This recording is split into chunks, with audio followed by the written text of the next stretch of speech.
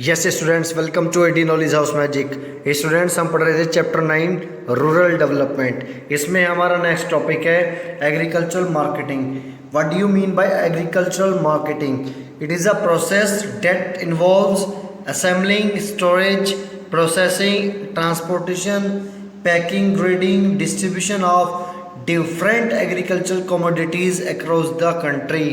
Agricultural marketing वो प्रक्रिया है जिसके अंदर एग्रीकल्चरल प्रोडक्ट को असेंबल किया जाता है, स्टोरेज किया जाता है, प्रोसेस किया जाता है, ट्रांसपोर्ट किया जाता है, पैकिंग किया जाता है, ग्रेडिंग किया जाता है और डिस्ट्रीब्यूट किया जाता है अक्रॉस द कंट्री। भारत के अंदर एग्रीकल्चरल प्रोडक्ट्स को असेंबल करना, उन्हें स्टोर करना, उन्हें प्रोसेस करना, ट्रांसपोर्ट करना, उनकी पैकिंग करना, उन्हें अलग अलग ग्रेड में बांटना, क्वालिटी वाइज उनको डिस्ट्रीब्यूट करना डिफरेंट प्लेसेस पर इन इंडिया, ये क्या कहलाता है? ये एग्रीकल्चर मार्केटिंग कहलाता है। From India point of view means जब हम अपने एग्रीकल्चरल प्रोडक्ट को पूरे देश में डिस्ट्रीब्यूट करते हैं, अलग अलग जगह स्टोर करके रखते हैं, असेंबल करके रखते हैं, उनकी ग्रेडिंग करते हैं, ये प्रक्रिया कहलाती है एग्रीकल्चरल मार्केटिंग। अब हमारा जो एग्रीकल्चर मार्केटिंग है उसमें कुछ खामियां हैं। पहली खामी, lack of transportation facilities. India के अंदर जो ट्रांसपोर्टेशन फैसिलिटीज़ है फॉर एग्रीकल्चर प्रोडक्ट्स वो सही नहीं है, वो अप टू द मार्क नहीं है, पहली खामी। दूसरी, फोर्स्ड सेल। हमारे किसानों को ज़बरदस्ती सामान बिकवाया जाता है, बेचा जाता है किसानों के द्वारा, उन पे फोर्स किया जाता है उन्हें। Second problem of agricultural marketing. Third, numerous market change. हमारी इंडियन मार्केट इतनी ज़्यादा डायनामिक है, उसमें इतना ज़्यादा चेंजेस होता रहता है कि हमारा इंडियन फार्मर्स उसको समझ ही नहीं पाता, उसे उसके बारे में नॉलेज ही नहीं हो पाती और कहीं ना कहीं वो एक्सपर्ट होता रहता है। Next, lack of credit facilities. Credit facilities भी बहुत कम है इंडियन फार्मर्स के लिए। कहाँ पर? इंडिया में। नेक्स्ट है लैक ऑफ स्टोरेज फैसिलिटीज़। हमारे इंडियन फार्मर्स के लिए स्टोरेज फैसिलिटी का भी अभाव है। अपनी फसल का जो सरप्लस प्रोडक्शन होता है उसको स्टोर करने के लिए किसानों के पास में स्टोरेज नहीं है। Next, presence of middle man. हमारे एग्रीकल्चरल सिस्टम में, मार्केटिंग सिस्टम में बिचौलवा, मिडिल मैन, कमीशन एजेंट बहुत ज़्यादा है, जिसके चलते हमारे किसान को उसका वाजिब फसल का दाम नहीं मिल पाता। Next, lack of standard weight and measure. हमारे यहाँ स्टैंडर्ड वेट एंड मेज़र करने का जो इंस्ट्रूमेंट्स है, जो क्राइटेरिया है वो प्रॉपर नहीं है, उसकी खामी है। Inadequate market information. हमारे किसान के पास में मार्केट के बारे में एडुकेट इन्फॉर्मेशन नहीं होती। हमारे किसान को सही समय का ये नहीं पता रहता कि आपको अपना प्रोडक्ट कब बेचना है, कितने दाम पे बेचना है, क्या उसका प्राइस चल रहा है, कहाँ पे उसका सही दाम मिलेगा। सही इन्फॉर्मेशन किसान के पास में नहीं होती अबाउट द मार्केट। नेक्स्ट है major to improve agriculture marketing. हमारी गवर्नमेंट के द्वारा बहुत प्रयास किए जा रहे हैं, स्टेप लिए जा रहे हैं to improve the marketing system of agriculture. Understood? पहला है रेगुलेटेड मार्केट। रेगुलेटेड मार्केट की स्थापना इस उद्देश्य से की गई थी जो हमारे किसान हैं वो अपनी फसल को वहाँ पर अच्छे दाम में बेच सके। जो रेगुलेटेड मार्केट है वो मॉनिटर की जाती है, किसके द्वारा? वो मॉनिटर की जाती है गवर्नमेंट रिप्रेजेंटेटिव के द्वारा, फार्मर्स की कमेटी के द्वारा और ट्रेडर्स, व्यापारियों के द्वारा। इन तीनों ही बंदों के समूह के द्वारा इस मार्केट को मॉनिटर किया जाता है। इसलिए इस मार्केट में किसान के साथ में चीट होने का कोई चांस नहीं रहता और किसान को उसकी फसल का एप्रोप्रिएट प्राइस मिलता है। नेक्स्ट है इंफ्रास्ट्रक्चर फैसिलिटीज़।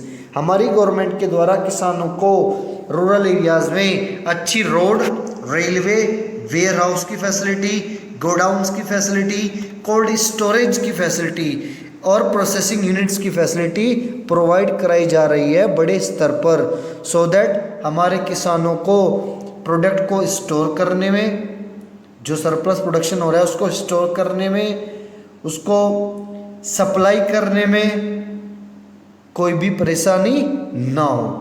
नेक्स्ट है कोऑपरेटिव मार्केटिंग। कोऑपरेटिव मार्केटिंग का जो कंसेप्ट गवर्नमेंट लेके आई थी ये बहुत ही हेल्पफुल रहा, किसके लिए? इंडियन फार्मर्स के लिए।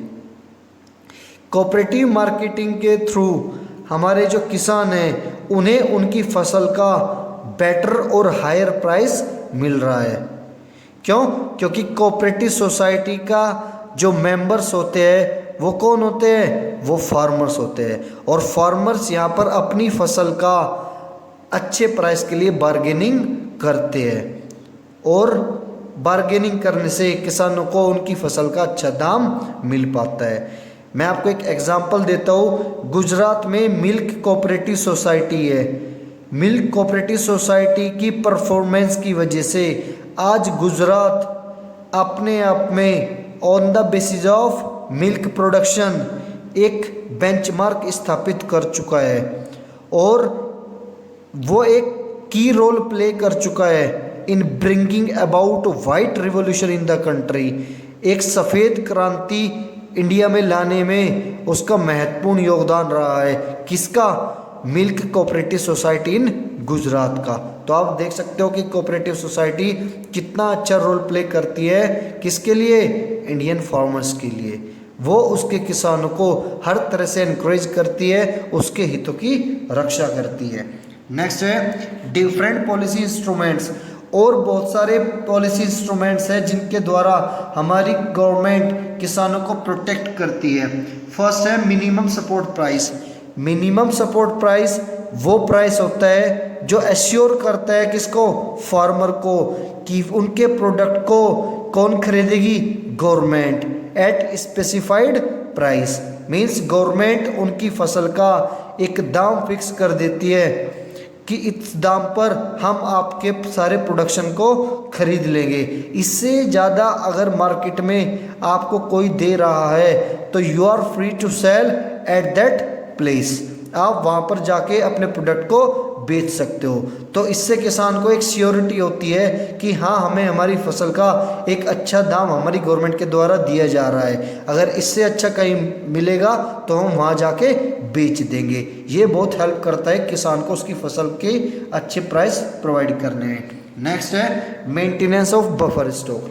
बफर स्टॉक को मेंटेन किया जाता है कब? जब सरप्लस प्रोडक्शन होता है। सरप्लस प्रोडक्शन होने पर ही बफर स्टॉक मेंटेन किया जाता है, और इनको वेयर हाउसेज में और एफसीआई के गोदामों में जो एक्सेस स्टॉक है उसको परचेज कर लिया जाता है किसानों से गवर्नमेंट के द्वारा, और इस स्टॉक को मेंटेन करा जाता है इमरजेंसी की सिचुएशंस के लिए। नेक्स्ट है public distribution system. Public distribution system वो सिस्टम है जिसके थ्रू गवर्नमेंट एग्रीकल्चरल प्रोडक्ट्स को, नेसेसिटीज प्रोडक्ट्स को डिस्ट्रीब्यूट करती है गरीब लोगों में through ration shops and fair price shop. Understood? इनसे वो क्या करते हैं? जो नेसेसरी एसेंशियल कमोडिटीज़ है जैसे चावल, गेहूँ, केरोसिन ऑयल, इनको सेल आउट करती है किनको? गरीब लोगों को, weaker section of the society को, at the price below the MRP. Market price से कम दाम पर गवर्नमेंट गरीब लोगों को ये प्रोडक्ट सप्लाई करती है थ्रू राशन और fair price shop. Understood? Next है एमर्जिंग अल्टरनेट मार्केटिंग चैनल। हमारी गवर्नमेंट ने किसान के लिए और भी अल्टरनेट मार्केटिंग चैनल्स को इम्प्रूव करने का प्रयास किया है। मीन्स और भी ऑप्शन मार्केटिंग चैनल्स के खुले हैं इंडियन फार्मर्स के लिए। पहला जो ऑप्शन है origin of farmers market. Farmers market का कंसेप्ट लॉन्च किया गया। इसका मतलब होता है डायरेक्ट, इसका मतलब होता है, ध्यान से सुनिए, direct sale by the farmer to the consumer. समझ आ गई बात? इस चैनल के अंतर्गत जो फार्मर होता है वो डायरेक्टली अपना प्रोडक्ट किसको सेल आउट करता है? कंज्यूमर को सेल आउट करता है। अब मैं एग्जांपल के थ्रू बताता हूँ। पंजाब, हरियाणा और राजस्थान में ये चैनल लॉन्च किया गया और इस चैनल का जो नाम था वो था अपनी मंडी, बिग बाजार। अंडरस्टूड। इस नाम से इस चैनल को चलाया गया जिसके थ्रू किसान अपने प्रोडक्ट्स को डायरेक्टली कंज्यूमर को बेच पा रहे थे और मिडिल मैन इस चैनल में से निकल चुका था, जिसका सारा फायदा किसको मिला? किसान को मिला और किसान को उसकी फसल का अच्छा दाम मिला। नेक्स्ट है alliance with national and multinational companies. दूसरा है हमारे जो किसान हैं वो डायरेक्टली अपने प्रोडक्ट को सेल आउट कर सकते हैं नेशनल और मल्टीनेशनल कंपनीज को।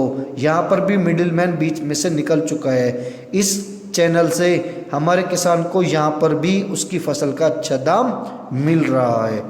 मीन्स डायरेक्टली हमारा किसान रिलायंस रिटेल को, रिलायंस फ्रेश को अपना सामान डायरेक्टली सेल आउट कर सकता है। अंडरस्टूड। ये एक इसका बेहतर एग्जांपल है Reliance retail, Reliance fresh. Understood. Next है रीजन फॉर डाइवर्सिफिकेशन। इससे पहले मैं आपको बताऊंगा what is agricultural diversification. Diversification के अंदर होता क्या है?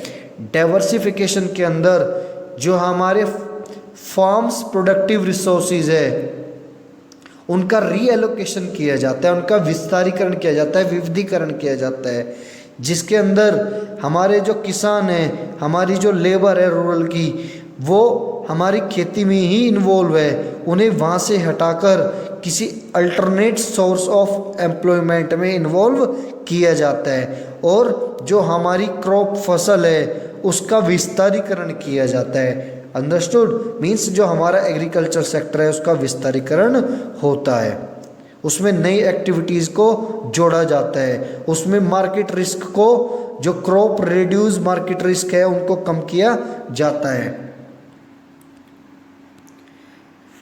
नई फसलों का इंट्रोडक्शन किया जाता है। मीन्स हमारी जो एग्रीकल्चर उसको एडवांस बनाया जाता है। जो हमारे बेसिक फसल लगाई जा रही थी किसानों के द्वारा उन्हें और नई नई फसल लगाने के लिए प्रेरित किया जाता है, उन्हें नई नई टेक्नोलॉजी का यूज़ करना सिखाया जाता है।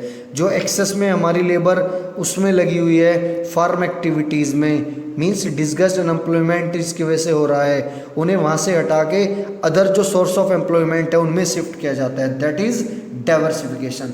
डाइवर्सिफिकेशन के दो मेजर एस्पेक्ट्स है। फर्स्ट है डाइवर्सिफिकेशन ऑफ क्रॉप प्रोडक्शन।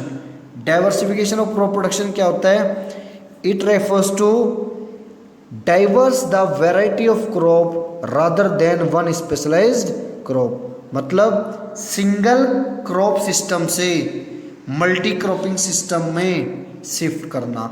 एक ही फसल लगाया जा रहा है किसान, उसे वहाँ से शिफ्ट करो आप मल्टी क्रॉप में। एक फसल ना लगाकर आप साल के में बहुत सारी फसल लगाओ, जिससे आपको ज़्यादा अर्निंग होगी और इंडिया की इकोनॉमी जीडीपी भी मजबूत होगा।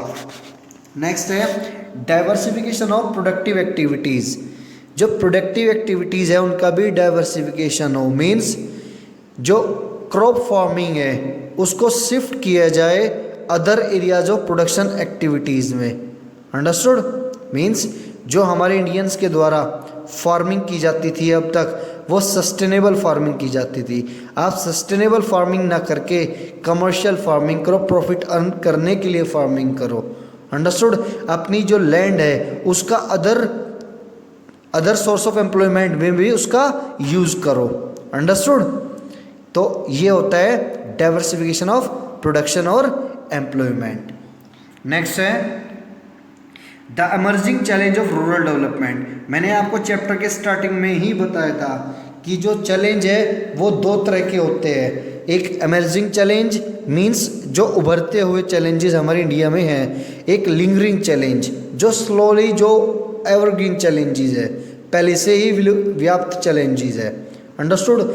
लिंगरिंग चैलेंजेस हम पढ़ चुके हैं, रूरल क्रेडिट, रूरल मार्केटिंग, ये हमारे लिंगरिंग चैलेंज है। अब एमर्जिंग चैलेंज के बारे में पढ़ेंगे।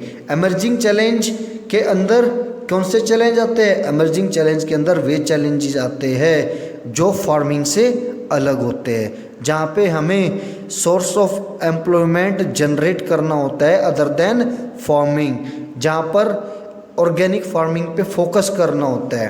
तो जो एमर्जिंग चैलेंज है रूरल डेवलपमेंट का, या यूँ कहें एम्प्लॉयमेंट आउटसाइड द एग्रीकल्चर, हम कहाँ आउटसाइड द एग्रीकल्चर एम्प्लॉयमेंट दे सकते हैं अपनी रूरल पॉपुलेशन को। फर्स्ट है animal husbandry. Animal husbandry is that branch of agriculture which is related with breeding, rearing and caring for farm animals. Animal husbandry वो branch है हमारी एग्रीकल्चर की जो संबंधित है प्रजनन, पालन और केयरिंग ऑफ फार्म एनिमल्स। जो हमारे फार्म एनिमल्स है उनकी केयर करना, उन्हें पालन पोषण करना, उनका प्रजनन कराना, इससे संबंधित जितनी भी एक्टिविटीज़ होती है वो किस में आती है, एनिमल हस्बेंड्री में आती है। मुर्गी पालन, ठीक है बच्चों, और ये अपना गाय पालन, ये सब किस में है, ये एनिमल हस्बेंड्री में है। नेक्स्ट है dairying. Dairying also a branch of agriculture which involve breeding, raising and utilization of dairy animals, milk and other. देखिए डेयरिंग में सिर्फ वे एनिमल्स आते हैं जो मिल्क देते हैं, जो प्रोडक्शन ऑफ मिल्क करते हैं, काऊ, बुफेलो, गोट, अंडरस्टूड। आप इनका पालन कीजिए और गांव में नया सोर्स ऑफ एम्प्लॉयमेंट जनरेट कीजिए, अंडरस्टूड। तो ये हमारे लिए सेकंड ऑप्शन है किसका, रोजगार का गांव में, अदर देन फार्मिंग। नेक्स्ट है फिशरीज, मछली पालन। मछली पालन भी एक अच्छा सोर्स है रोजगार का गांव में फार्मिंग से अलग। नेक्स्ट है horticulture. Horticulture refers to the science और art of cultivating fruits, vegetables, tuber crops, flowers, medical aromatic plants, species है प्लांटेशन क्रॉप। हॉर्टिकल्चर एक बहुत ही वाइड कंसेप्ट है, एक बहुत ही वाइड सब्जेक्ट है। इसके अंदर वे सब चीज़ें आती है जो साइंस और आर्ट के थ्रू की जाती है, वे सभी फसल्स जो साइंस और आर्ट के थ्रू की जाती है, साइंटिफिकली की जाती है। फलों का खेती, सब्जियों की खेती, फूलों की खेती, ये सब किसके अंदर आती है, ये सब हॉर्टिकल्चर के अंदर आती है। स्पेसीज लगाना, प्लांटेशन करना, ये सब किसका है, ये सब हॉर्टिकल्चर का पार्ट है। इसमें भी रोजगार के अवसर बहुत ज़्यादा है other than normal farming. Next है information technology. Information technology refers to that branch of engineering that deal with use of computer and telecommunication. IT sector वो ब्रांच है इंजीनियरिंग का जो डील करता है कंप्यूटर में और टेलीकम्युनिकेशंस में, जो डेटा को स्टोर करने में और ट्रांसफ़र और ट्रांजिस्ट करने में मदद करता है। हमें अपनी इन्फॉर्मेशन एक जगह से दूसरी जगह भेजनी है, हमें अपनी डाटा को, इन्फॉर्मेशन को स्टोर करना है, ये सिर्फ किसकी मदद से हो सकता है, ये सिर्फ आईटी की मदद से हो सकता है, इंफॉर्मेशन टेक्नोलॉजी की मदद से हो सकता है। तो आईटी आल्सो है main component of source of employment other than farming. So students, आज के लिए सिर्फ इतना ही। आप मेरे सेशन को लाइक कीजिए, शेयर कीजिए। Thank you.